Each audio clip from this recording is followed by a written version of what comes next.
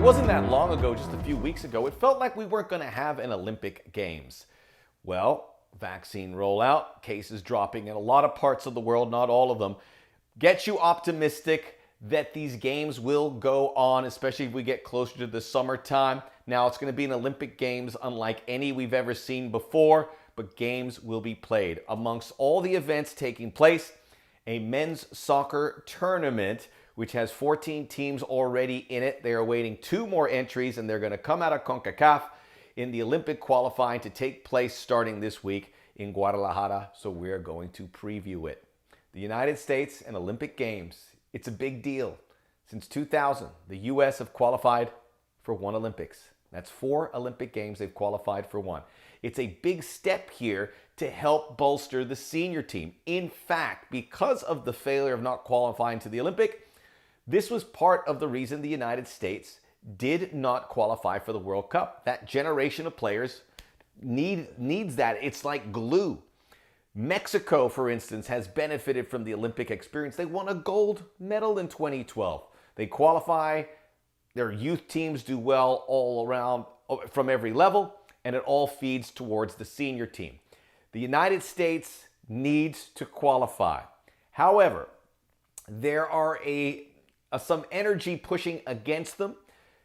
Case in point, and actually right at the top of the list, is the FIFA dates. This isn't a recognized FIFA date, so European clubs, in particular, don't have to release their players, and they haven't. So the United States will be without Brendan Aronson, who I thought would be the revelation of an Olympic game. He's going to stay in Austria. Daryl Dike's going to stay at Barnsley scoring goals there. Reggie Cannon, Brian Reynolds, other options. By the way, Brian Reynolds finally making his debut for Roma, so that's good news, but not in the Olympics. So Jason Kreis had to trim it down a bit with his 20-man roster, and there's going to be some experimentation, which is what you don't want heading into this really important qualifier, but that's the way it is. This is part of everything getting pushed back by COVID. So there are 8 teams playing for 2 spots. Group A features Mexico, the United States, Costa Rica, and the Dominican Republic. Group B features Canada, El Salvador, Haiti, and Honduras. Round-robin games, top 2 teams in each group advance, and then you'll have 2 semifinal games. Now, the semifinal games are really finals. The winners of those 2 games get a ticket to the Olympics, and then they play a final to see who wins it. But you got to win that semifinal. In order to win the semifinal, you got to finish in your top 2. So the United States open up with Costa Rica March the 18th. Then they'll play the Dominican Republic on March the 21st. Then they wrap up with Mexico on the 24th.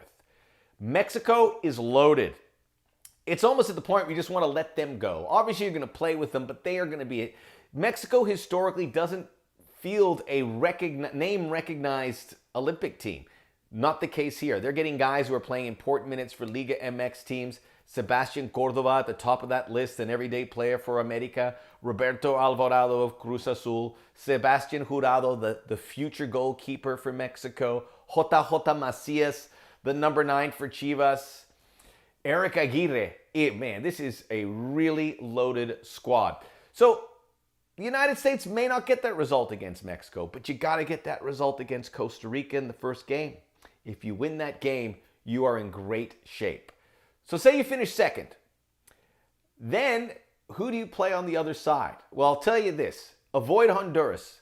Honduras has been a wet blanket for U.S. Olympic dreams these past 20 years. They have made 4 of the last 5 Olympic Games and been able to bolster their program. The United States needs to take that back. The reality is, a game against Costa Rica and a game against Honduras, the U.S., even without a fully loaded side, should win it. Guys that should win those games. Guys that I think need to really push, Jackson Ewell. The United States, as part of this program, are going to play a similar system to the senior team. That's kind of what you want. You want it to be a perfect machine to go from academy to under 17s to the senior team. So that means a 4-3-3. And that midfield's going to be huge. I like Jackson Ewell, you slot in there, but who goes around him is going to be a big question. I think we have great fullbacks, and I think we have good scoring options at the top with guys like Jesus Ferrero, Jonathan Lewis, and Sebastian Soto. It's a green team, but that's the way it goes. A lot at stake here for the US. They really cannot go another Olympic Games because it's going to affect what comes after it. So come out, put your best foot forward, just like we do on the Soccer OG. If you haven't subscribed, what are you waiting for?